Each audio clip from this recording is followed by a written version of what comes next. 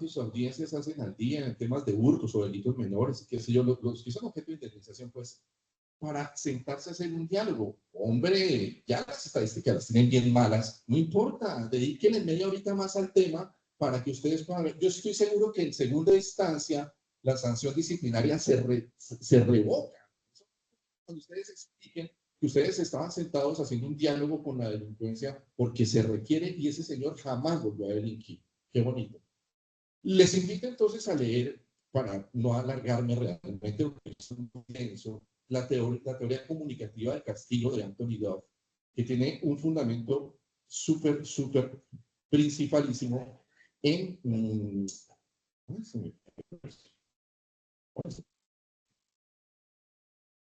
la teoría de la acción comunicativa de Habermas. Esto es filosofía pura y dura, pero no importa. ¿Qué es eso de la acción comunicativa? Sencillo, en todo proceso social debe haber comunicación. Ustedes y yo, pues todos somos actores y todos debemos ser escuchados y todos tenemos derecho a participar en la construcción de eso, de las decisiones que nos afectan. El proceso, curiosamente, la función del juez, curiosamente, que no es de elección popular, es elemento principal del principio democrático. Porque es el verdadero momento cuando le permite la participación a todos los actores. Hasta en un proceso como doctor Joan, un ejecutivo singular. Usted puede llegar a hacer diálogo entre deudor y acreedor. Dele un placito. Interesante. No sé, bajarle un poquito las medidas cautelares porque si usted me embarga el negocio, pues no le puedo pagar. ¿No? Interesante. Por eso digo que el rol del juez es indispensable para la democracia, principio de democracia. Y bueno, ya en el mundo latinoamericano, pues nos quedamos atrás. A un hombre maravilloso que murió hace muchos años, el profesor Carlos Nino, argentino, sobre el tema de democracia, y leer al profesor Gargarella en este momento en criminología. Eso es una vaina buenísima. ¿Por qué? Porque caemos en el mismo punto.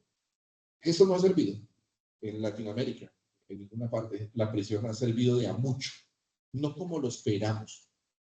Obviamente no vamos a hablar de un feminicidio, ni un homicidio, ni un secuestro, que eso tiene otras dinámicas delictivas, pero hablemos de esos pequeños conflictos, grandes conflictos, mentiras. El doctor Botero me acaba de enseñar que hay que decir grandes porque afectan directamente, o sea, no es lo mismo que ahí me roben 100,000 pesos al doctor César. El doctor César ni lo tocan, pero a mí sí.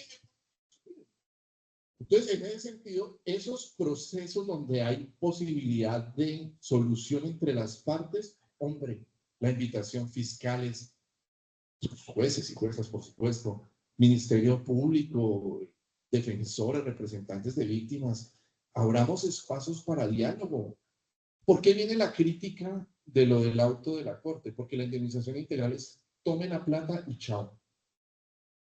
Consiguen la cuenta de depósito judicial del Banco Agrario que queda acá a la vuelta, ¿no? Por acá, no sé.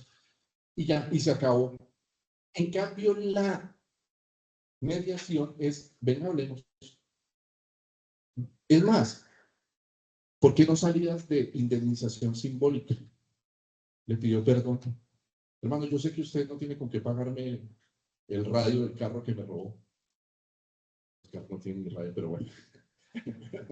Pero pues hermano, lo perdono porque usted me acaba de pedir perdón y sé que usted está vaciado. Se solucionó. La grandeza de las víctimas. Procuremos, veamos el derecho penal no como sanción, veámoslo como oportunidad. Tratemos de construir aquí que tenemos una criminalidad pequeña, un discurso diferente. Vamos a hacerlo en este distrito pequeño en población, pero grande en extensión. 181.131 kilómetros cuadrados en este distrito judicial. Y más grande el corazón de su gente, definitivamente. ¿Qué hacemos entonces? Cambiemos el paradigma. Cambiemos por el paradigma. Entendamos que eso no es solo mandar gente a la cárcel, llenar estadísticas, es la realidad del que está ahí, de la señora, de la inasistencia alimentaria, que necesita hablar con ese papá irresponsable. Abramos el espacio del diálogo. Yo sé que se puede hacer de una forma diferente.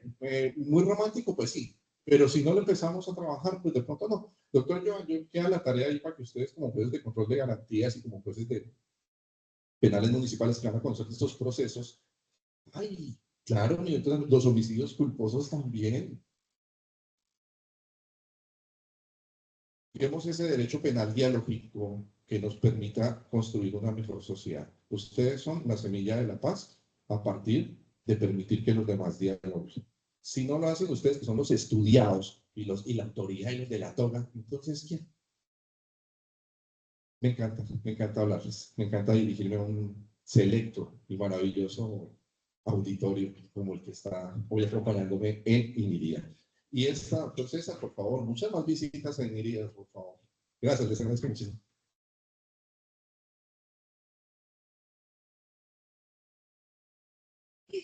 Como siguiente punto, tendremos la intervención del doctor José Luis Moreno Caballedo. El doctor José Luis es docente en diferentes universidades, Universidad del Rosario, Santo Tomás. Abogado litigante de la Universidad del Rosario con profundización en Derecho Constitucional. Especialista en Derecho Penal de la misma universidad.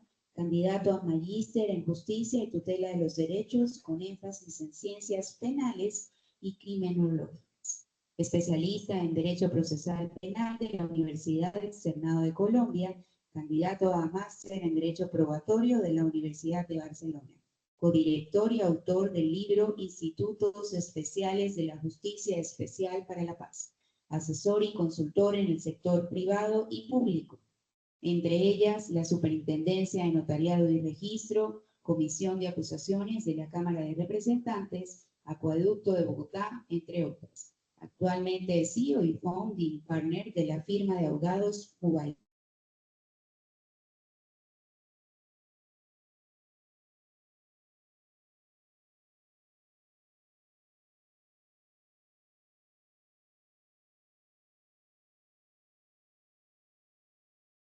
Buenas tardes, muy buenas tardes a las personas que nos magistrados y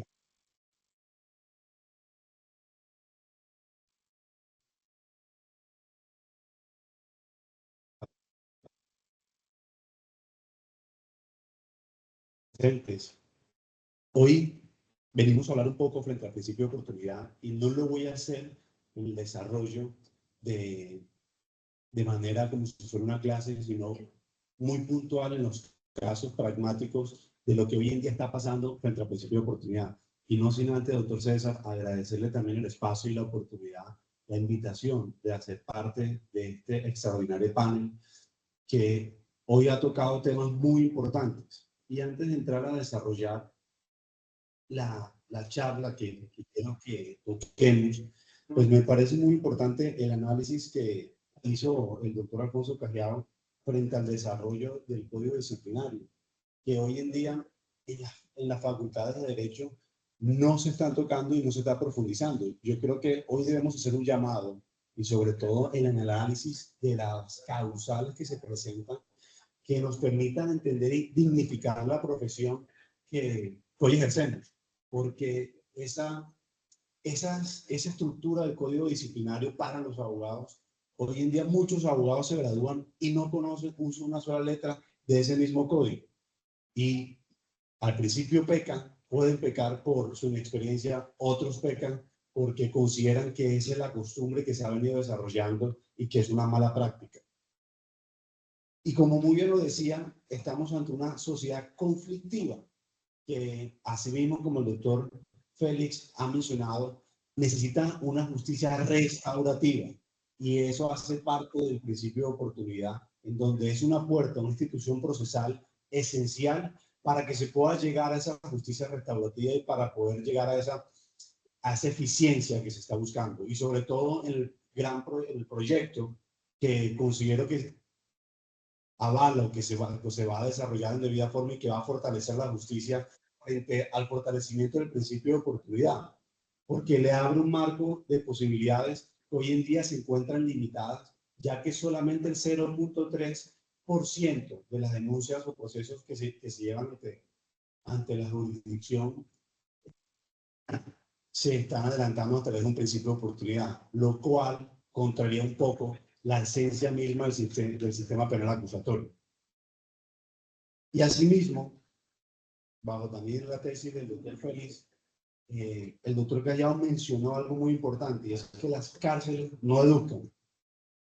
Las cárceles se han convertido en universidades para los delincuentes, para que se conviertan en profesionales de la delincuencia. Y bueno, también expuso frente al tema del dolo disciplinario, la diferencia del derecho penal, lo cual hace un buen análisis frente a ese conocimiento de la antijuricidad que nosotros en el derecho penal, me corregirá el doctor Félix, lo observamos en la estructura dogmática de la culpabilidad frente al dolo de la disciplinaria. Y lo que mencionaba el doctor Gerardo Botero frente a enseñar la disciplina, frente a la actualización del procedimiento, eso hace parte también del principio de oportunidad, en el sentido de que al inicio de su intervención hablamos frente a cómo los abogados hoy en día debemos estar actualizados y que diariamente sale una nueva norma y muchos nos desactualizamos, muchas personas no tenemos la costumbre, no tienen la costumbre de que eso hace parte del fortalecimiento del entendimiento, de dignificar la profesión en el sentido de que diariamente uno tenga nuevos casos, las nuevas jurisprudencias, la nueva normatividad que salga y cómo relacionamos esos nuevos hechos para el caso del concreto. Y ahí hace parte del análisis del contexto frente a cómo llegamos a esa vida diaria de disciplina judicial y como abogados para dignificar la profesión y llegar a aplicar ese conocimiento general, que puede ser en varios casos, a un caso concreto. Y eso se parte también del principio de oportunidad y sobre todo el enfoque de género, porque al tener mayor conocimiento vamos a entender de mejor forma las estructuras que es un enfoque de género y cómo se deben aplicar. Ahora, la única crítica que si uno le exige a la administración es que se fortalezca frente a las instalaciones judiciales. Hoy en día se representa, y sobre todo en el Palo Quemado, y cómo dignificamos a partir también de ese derecho laboral la profesión de los jueces.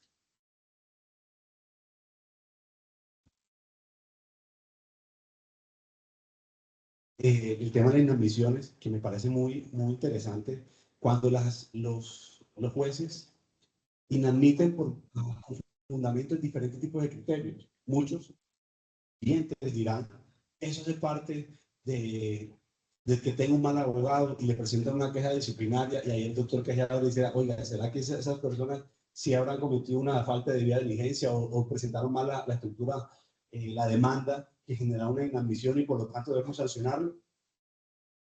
Y algo también muy importante que es el respeto también. Yo creo que los abogados hoy en día, la manera de identificar la profesión siendo respetuoso. Y yo creo que el conocimiento lleva, en la mayoría de los casos, no en todos, a que uno pueda ejercer la profesión de manera respetuosa, sin ofender a un juez.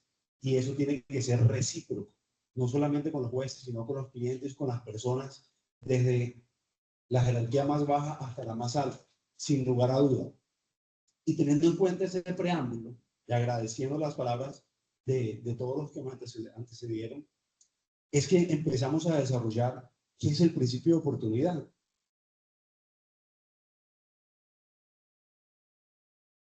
Empezamos a tener un problema jurídico tenemos un problema jurídico frente hacia el principio de oportunidad.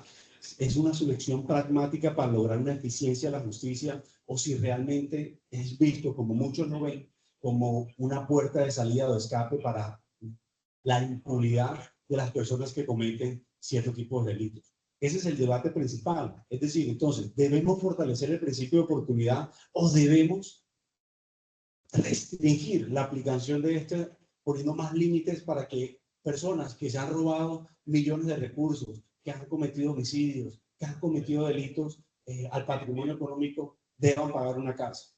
Lo que tenemos claro frente a todas las intervenciones de todos los panelistas, es que el derecho penal o la justicia busca una finalidad que es la resocialización y busca una justicia restaurativa. Es decir, la pena de cárcel, la pena de prisión no conlleva realmente a una verdadera justicia, porque en últimas lo que hace es agravar un problema, un conflicto social hacia el futuro.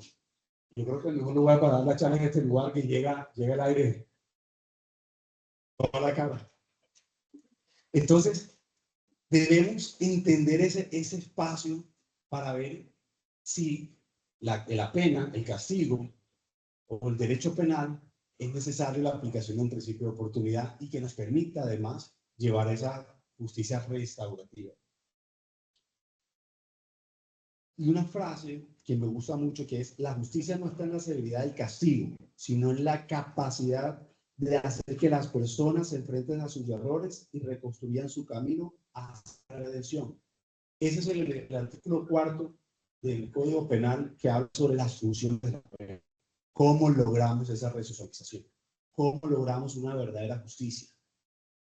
Y hasta que no empecemos a generar ese cambio y a entender cuál es la razón óptica o la razón de ser del principio de oportunidad, nunca vamos a empezar a desarrollarlo y a avalar un principio de oportunidad cuando este permite, uno, tener una justicia en donde en los delitos, no de bagatela, porque esos ni siquiera deberían ser sancionados, sino de los delitos en donde el Estado o no hay una afectación grave de interés importante para el Estado, pues se puedan aplicar el principio de oportunidad. Y esto en el sentido de que el principio de oportunidad choca o empieza a chocar con el principio de legalidad.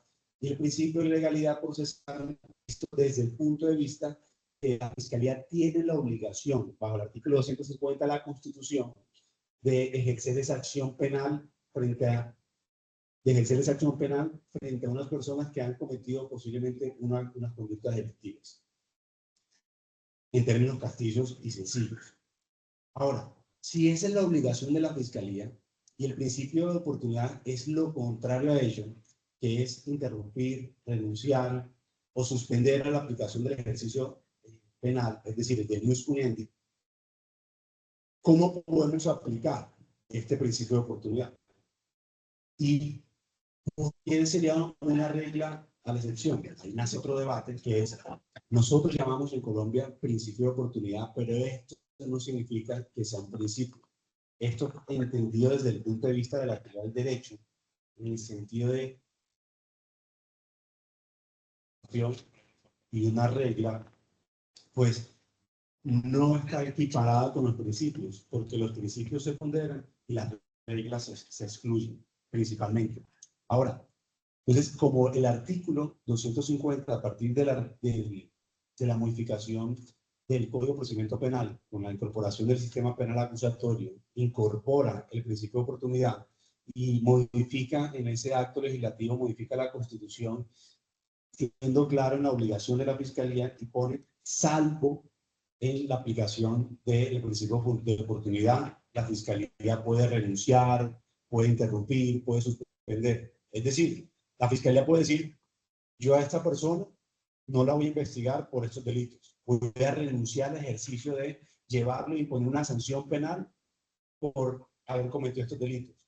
Hay unas causales establecidas, es decir, en nuestro código, nuestro ordenamiento, esta facultad no es una facultad discrecional ilimitada, como sí lo tiene el sistema anglosajón, que tiene unas facultades mayores frente a esta posibilidad de renunciar a cierta investigación. En nuestro procedimiento se establecen unas causales establecidas que hoy en día cursa un proyecto en donde pasamos de 18 aproximadamente 7. A mi consideración, se unen varias en la primera y se da una amplitud frente a la aplicación de un principio de oportunidad, pero eso lo hablaremos yo creo que al final frente a los comentarios que se tienen frente al proyecto de ley. Entonces, el punto es, bajo el principio de legalidad, una obligación de la Fiscalía de investigar, de judicializar a una persona, de llevarlo a que el Estado le ponga una pena a ciertas personas que han cometido un delito. Es decir, que son autores o posiblemente autores o partícipes de haber cometido una conducta punible y que se tenga además elementos materiales probatorios suficientes que permiten esa judicialización.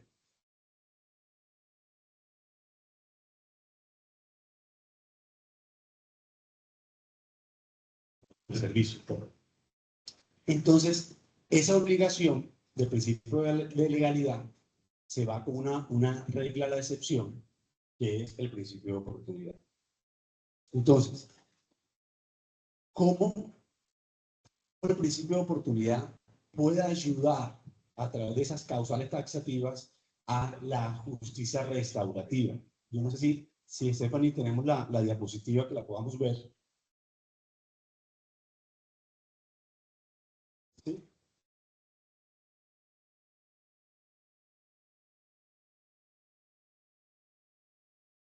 El principio de oportunidad está estructurado frente a esa disminución y entendiendo entonces las causales, por qué nace también esta dificultad del principio de oportunidad, y es que nace de una evolución histórica a partir del sistema anglosajón en donde se entiende o se conoce la limitación que se presenta para que el Estado pueda ejercer y llevar a juicio a todas las personas que cometen ciertas características de delito.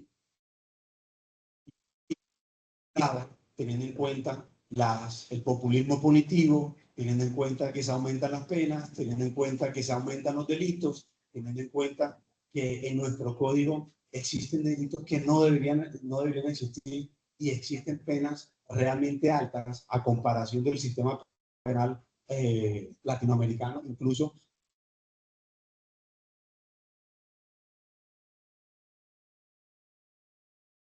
Este principio de oportunidad, las principales características que se pueden aplicar es cuando el Estado renuncia al ejercicio de sancionar a una persona cuando no es del interés público y por lo tanto, como los recursos son limitados, mi esfuerzo voy a direccionarlo realmente a los delitos graves, a los delitos que generalmente generan un impacto social y que pueden seguir manteniendo un conflicto a nuestra sociedad.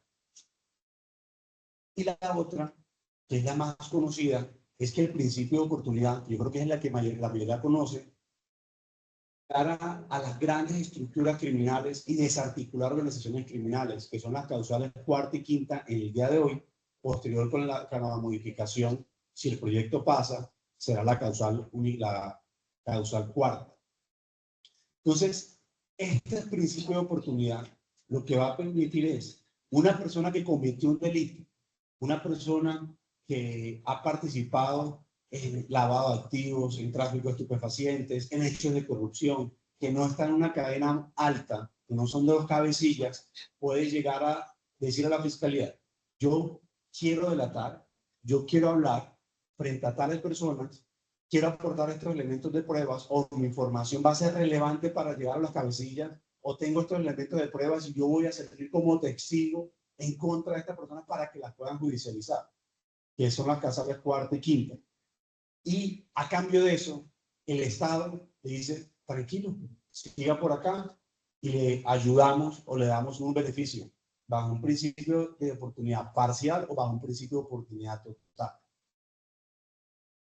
En eso genera una resolución a la Fiscalía, verificando los requisitos que se cumplan con alguna de las causales establecidas, expide una resolución, pero acá se presenta la primera dificultad, que en muchos de los casos del principio de oportunidad, la persona habla, declara, da una información relevante y empieza un debate si esa información la pueden utilizar o no.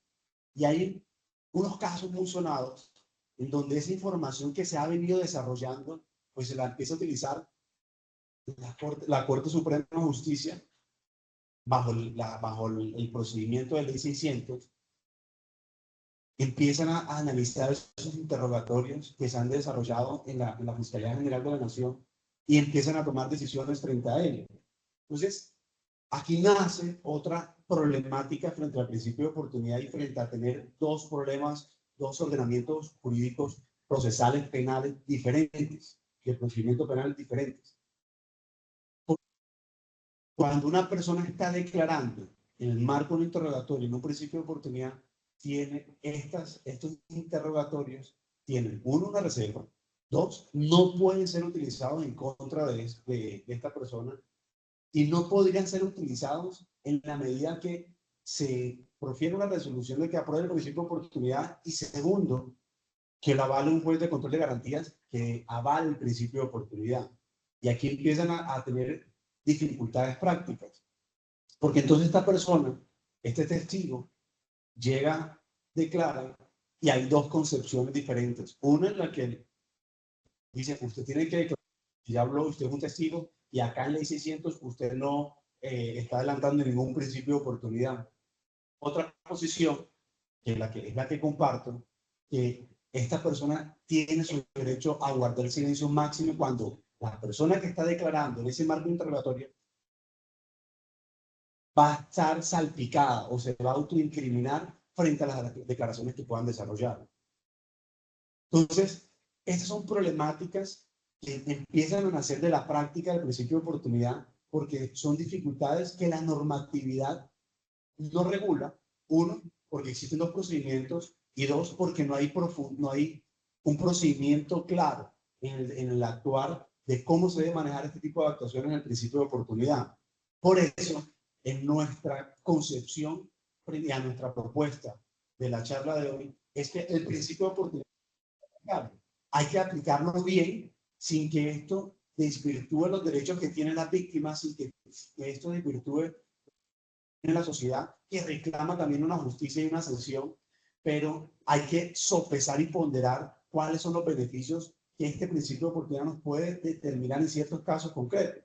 Por ejemplo, el principio de oportunidad nos puede servir, y sobre todo que estamos en esta zona, en este municipio en donde nos permite hablar de el multiculturalismo y entender esa cosmovisión, que frente a ciertos tipos de casos, el principio de oportunidad ha sido una salida para no aplicar una pena en la cual no existe una función o no existe el fin de necesidad de imponer una sanción, en donde entendiendo las dificultades que se puedan presentar en esas cosmovisión de la cultura que se presenta, en ese choque que se presenta con la cultura occidental, se pueda darle esa oportunidad a que esta persona, esta indígena, no se le imponga una sanción, sino, por ejemplo, se puede aplicar las sanciones que su misma cultura, de sus usos y costumbres, se puedan desarrollar. Incluso que, por ejemplo, en ciertas culturas indígenas, en la cultura guayú, la sanción a veces no es una pena de latigazo, sino una pena más espiritual y de reparación para construir ese tejido social que los anteriores expositores también han expuesto. Pero volviendo al tema del principio de oportunidad, frente al caso en concreto, yo creo que el principio como hoy se está estructurando y como se está evolucionando va a servir mucho para lograr esa justicia restaurativa y no se puede entender como un marco de principio o impunidad. Si quieres, sigue, por favor.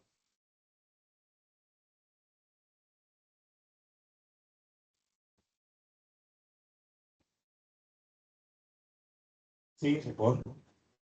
Bueno, yo no creo que alcancen a ver, pero les voy. Sigue, por favor. Aquí está el acto legislativo donde se hizo el desarrollo, el cambio, la razón de ser, la reparación integral, que además también hace parte de esa propuesta que se están haciendo en el proyecto y que hoy también hace parte del principio de oportunidad, que es, por ejemplo, los delitos económicos, que el victimario pueda reparar a la víctima y solucionar los conflictos y reparar económicamente y reparar los daños que se hagan simbólicamente, como el doctor también, el doctor Félix nos comentaba ahorita, frente a esa reparación simbólica. Existen algunas personas que no quieren esa reparación económica, sino solamente unas disculpas o otro tipo de reparación económica, simbólica.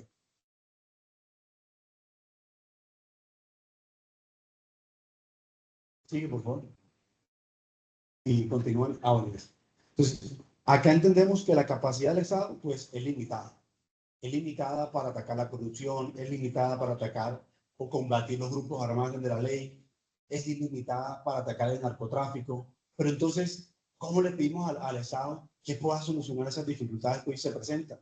¿Cómo le pedimos al Estado cuando se está concentrando también o direcciona sus mayores esfuerzos también en otros delitos que son de poca monta o que se pueden ser solucionados de diferentes maneras y no solamente con una sanción penal, con una cárcel, sino así muy bien como lo establece el código, que yo creo que todavía se debe desarrollar. Esa hace parte de una de las críticas constructivas al nuevo proyecto, y es que se queda corto en esos mecanismos de justicia restaurativa que permitan fortalecer esas soluciones del conflicto social, porque el objetivo principal del derecho penal no es sancionar a las personas, sino el objetivo principal es cómo reestructuramos ese tejido social que se ha venido dañando, que se dañó con ocasión a la actuar delictivo, de una conducta que se estableció como delictiva.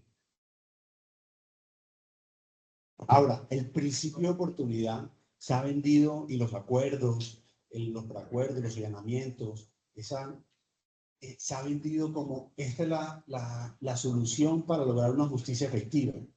Y en parte yo estoy de acuerdo, porque a partir de ese allanamiento, esos preacuerdos, el principio de oportunidad, que es la aceptación de responsabilidad, nos permite llegar a una justicia judicial efectiva en los términos procesales, en una justicia donde la víctima pueda participar dentro del proceso, dentro de la legalización y la aprobación del preacuerdo, del principio de oportunidad, del allanamiento, que antes en el sistema penal acusatorio eso no existía, pero que se ha venido desarrollando gracias a la Corte Constitucional y a la Corte Suprema de Justicia.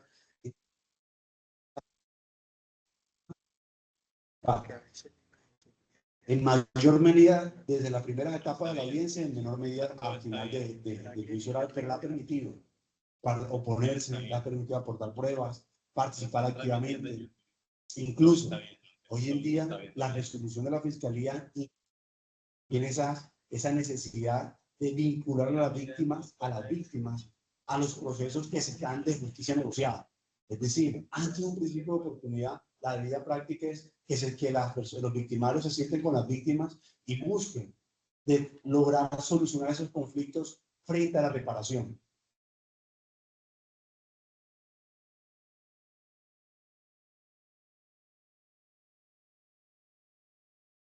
Ahora, en ese contexto social de la capacidad del Estado y vamos a encontrar desarrollo históricos frente a casos singulares, que han permitido, a partir de esta justicia negociada, poder llegar a los máximos responsables. Ejemplo, en el caso de Colombia, Pablo Escobar. En el ejemplo de caso en Estados Unidos, Al Capone, frente a los grandes temas de narcotráfico y de contrabando. Esto no solamente nace a partir de 1930 con Al Capone, ni 1940 en la justicia también en la Corte Penal Internacional frente al Tribunal de Nuremberg, que permitieron a través de la delación llegar a sancionar, sino también viene desde mucho antes en Inglaterra y Estados Unidos, más aproximadamente en el siglo XVIII, XIX, en donde esa delación le permitió llegar a los máximos responsables. Incluso frente a la DEA ha hecho un estudio, y el FBI ha hecho un estudio, que el 60-70% de la desarticulación de las organizaciones criminales se debe a la delación, donde los peces pequeños hablan sobre los peces grandes, sobre los tiburones, y a partir de ellos es que llegan y pueden llegar a judicializarlo. De lo contrario, la justicia no lo difícilmente va a llegar a ellos y los va a judicializar. Pero como estamos cortos de tiempo,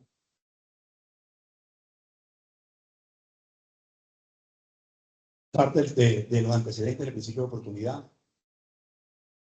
Ahora, el principio de oportunidad se rige bajo una política criminal, es decir, una política destinada a cuáles son los intereses más importantes del Estado, establecida, sujeta a un control de legalidad, es decir, ante un juez de control de garantías, y bajo unos presupuestos mínimos de autoría y participación. En las diapositivas siguientes, por favor. Siguiente. A eso ya lo hemos hablado. Les dejo también unos nichos citacionales frente a una cadena, una línea jurisprudencial establecida clara de la Corte Suprema de Justicia y de la Corte Constitucional frente al principio de oportunidad.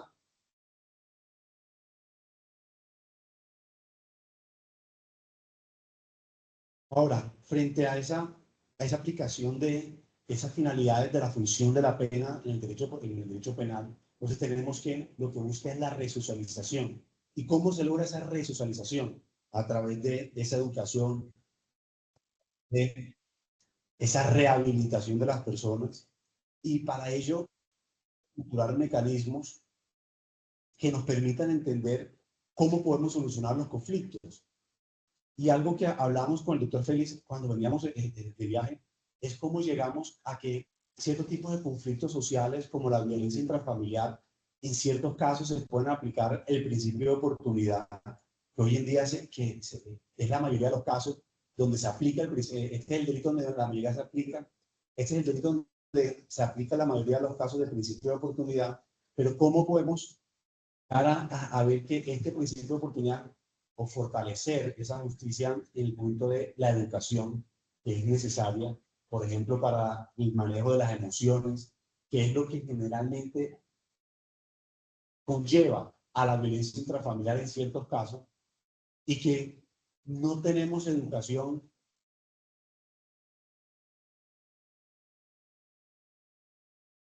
que en últimas no es la pena, porque hayamos aumentado la pena, y esa es la mayor crítica que se le hace también al Congreso frente al populismo punitivo.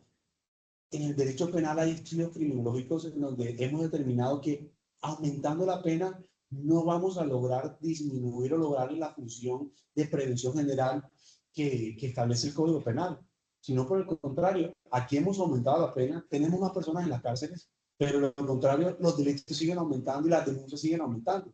Entonces, hay que ver otro tipo de justicia, de educación, de rehabilitación, de justicia restaurativa que realmente nos permita llegar a solucionar esos conflictos sociales.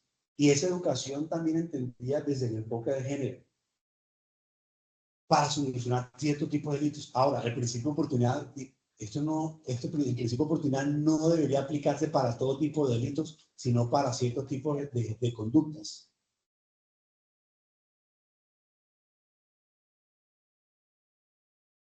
¿Cuáles son la normatividad que regula principalmente el principio de oportunidad? Pues empezamos desde el artículo 250, empezamos el artículo 324 del Código de Procedimiento Penal, empezamos la última resolución, ahí también van a encontrar una línea de resoluciones de la Fiscalía General de la Nación, que es la que debe reglamentar la aplicación del principio de oportunidad, y la última es la resolución 2370 del 2016.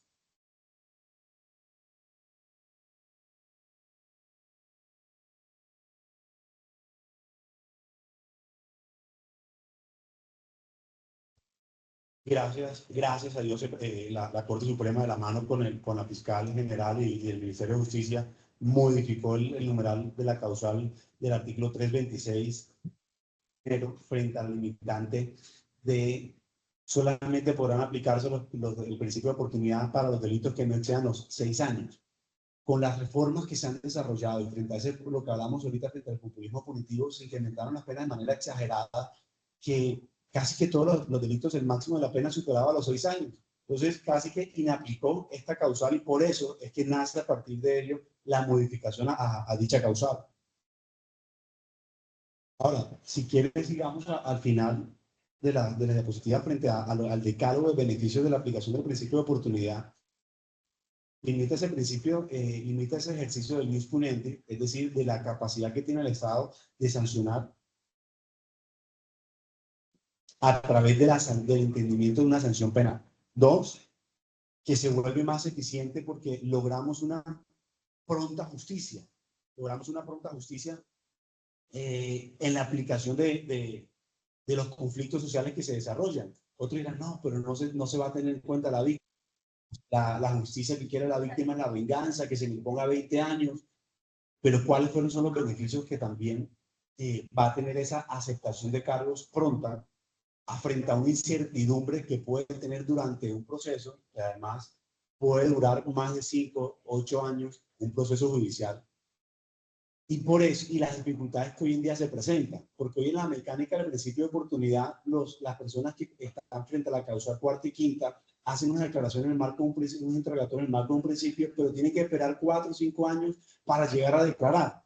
Hoy en día, esa problemática, bueno, llegan 4 o 5 años y la problemática es que, uno, puede que esa persona no la encuentre, dos, que esa persona, que esos 4 o 5 años no estén viviendo, tres, que esa persona no va a tener la misma capacidad de recordar los hechos que permitieron llegar, que le contó la fiscalía. Fíjense que la prueba solamente va a hacer prueba cuando se hace esa declaración, ese testimonio delante de un juez. Y se hace además ese derecho de contradicción. Hoy también la reforma empieza a generar una posibilidad que las personas que están en la causal cuarta del proyecto, pues se le haga ese interrogatorio, que se podrá hacer un testimonio a través de una prueba anticipada, es decir, bajo la misma, que esté un juez de control de garantías, que estén las partes, que esté la defensa y que puedan hacer ese derecho de contradicción. Ahí van a encontrar otros problemas, y es que en las primeras declaraciones, pues en muchas ocasiones no se van a tener las personas indiciadas bien identificadas. La finalidad de la justicia restaurativa, que el principio de oportunidad le permite vincular a las partes y que se buscar soluciones alternativas a la sanción penal.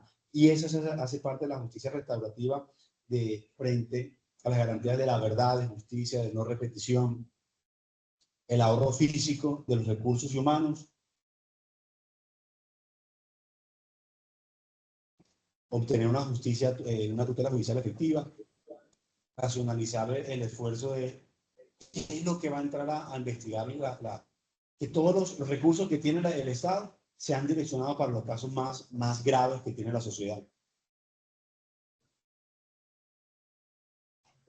Aquí les dejo también más adelante, les dejo más adelante unas estadísticas que se han presentado también frente a las denuncias y al porcentaje. Agradezco, César, el tiempo, Stephanie, y a todos por su participación. Yo creo que allá atrás tiene una pregunta. No sé si lo hacemos ahorita o al finalizar, doctor César, cuando usted disponga. Muchísimas gracias por su atención.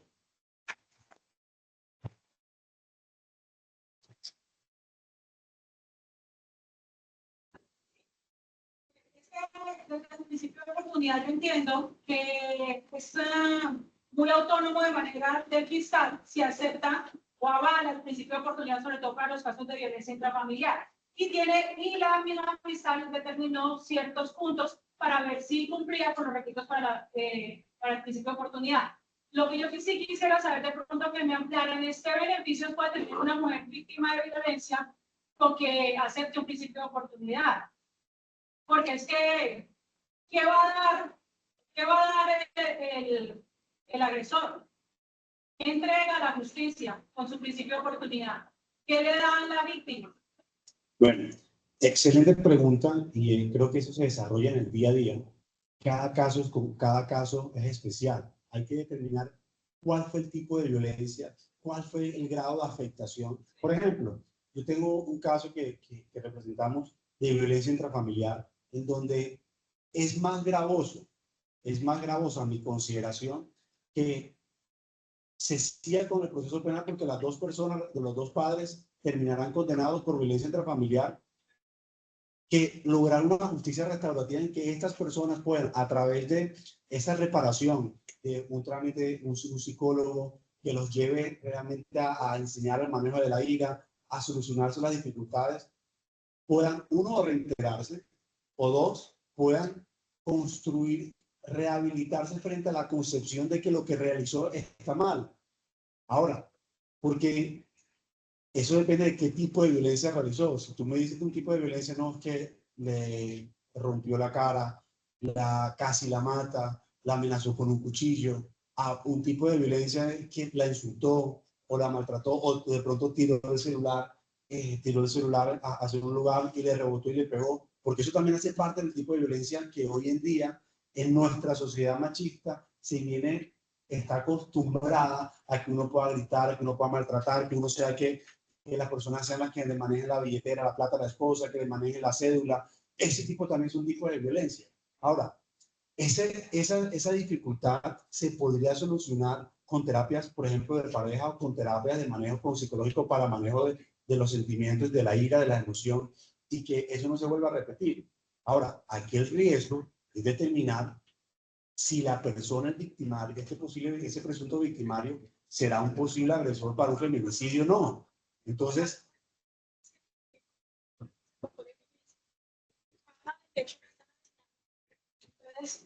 si lo dejamos por fuera. eso es cierto, pero no podemos estigmatizar que todos los hombres que cometen ese tipo de violencia, o las mujeres, van a generar un feminicidio o van a matar al hombre. Porque en el caso que el bien jurídico protegido es la familia, el delito de violencia intrafamiliar, pero terminan los dos padres condenados en la cárcel, porque además tienen muchísimas prohibiciones frente a los subrogados penales y de descuentos, pero el menor, ¿dónde queda? ¿Y dónde queda entonces ese menor que empiezan a nacer y a estructurarse, a tener un crecimiento y un desarrollo sin sus papás y sin una persona que lo pueda ir orientando? Entonces, hay que ir más allá, hay que analizar a profundidad cada caso en concreto, porque tampoco podemos permitir que se eleven los síntomas de violencia o de feminicidio, que es por el cual se han estructurado esas graves penas frente a la violencia, y sobre todo a la violencia familiar y violencia en contra de la mujer, y lo que hablaba frente al enfoque de género. Entonces, se deben estructurar unos parámetros serios para ciertos tipos de casos en donde cuando la gravedad de la conducta no ataque realmente el bien jurídico, no genera una antijuricidad material profunda frente al bien jurídico, pues se le puede llegar a ese principio de oportunidad, siempre y cuando se llegue a la justicia restaurativa y a la mediación y a otras soluciones, otros caminos para solucionar el conflicto. Muchas gracias. Invito al doctor César Fernando, por favor, a que nos haga las conclusiones y la clausura de este evento.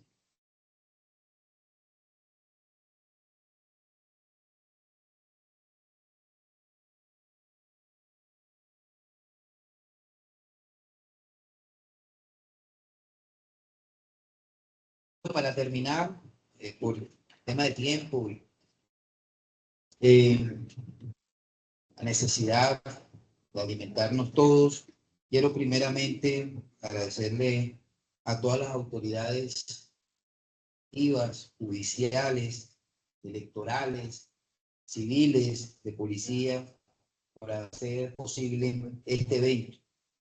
En especial al gobernador Martín Alonso García Loaiza, al alcalde Arturo Alexander Sánchez, al coronel Alfonso Urbano González, quien ha sido fundamental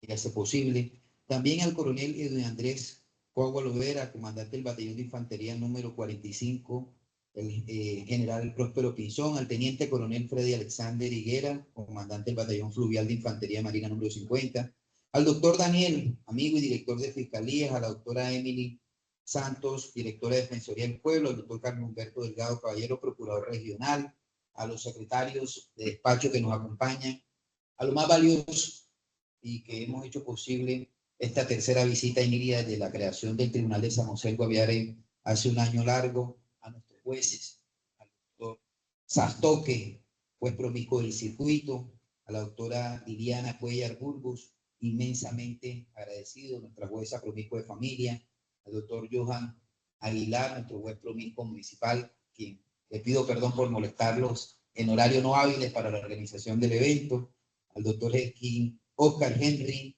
Gómez, por toda su participación. Doctor Alfonso, gracias por hacer posible que estos diálogos se puedan propiciar en la Amazonía. Doctor Gerardo, inmensamente gracias por seguir dando todo usted y sacar de su tiempo para acompañarnos en este multicultural, pluriétnico territorio. La doctora Marta Isabel García Serrano, infinitamente agradecido por conmemorar y hacernos partícipes de este hermoso espacio. Lo mismo compañero, hermano y amigo Félix Andrés Suárez, por propiciar, acompañar, participar y acolitar este tipo de eventos que lo que queremos es engrandecer al territorio. José, infinitamente agradecido por tu participación, a la doctora Silva por acompañarnos, por aguantar esa intensidad para localizar al doctor Cajiao, pero muchas gracias, Sofía, Estefanía, Cristian, a todos los defensores, fiscales, miembros de la administración pública y comunidad en general.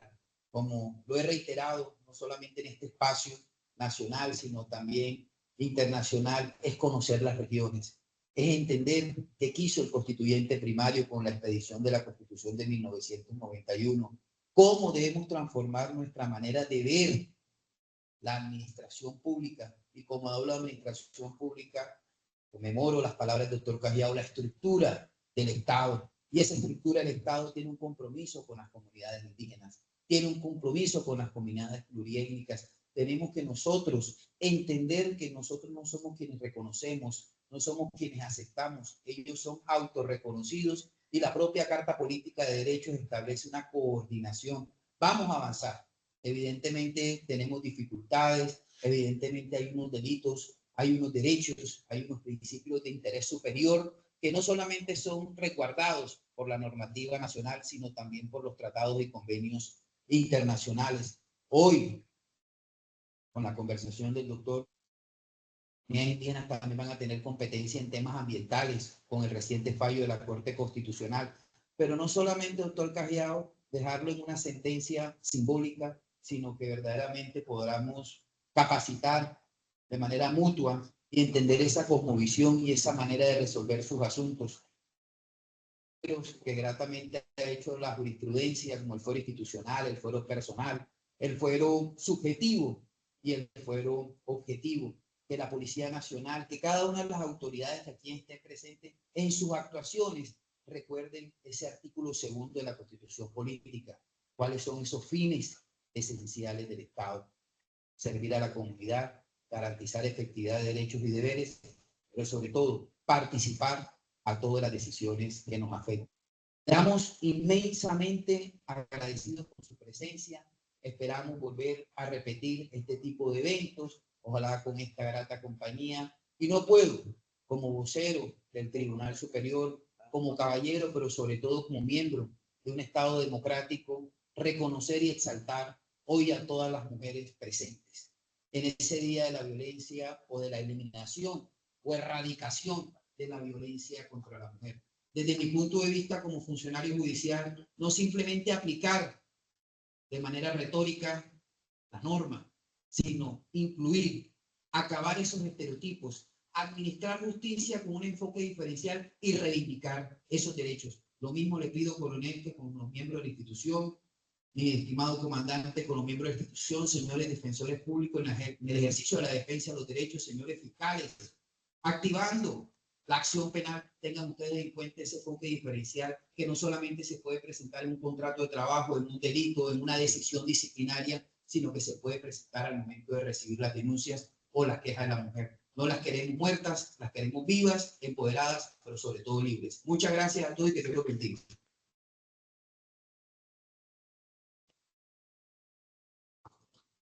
Muchas gracias a todos los que estuvieron presentes en el día de hoy. Esperamos que nos acompañen en una próxima oportunidad y sobre todo aquellos que estuvieron conectados a través de nuestras plataformas digitales. Gracias.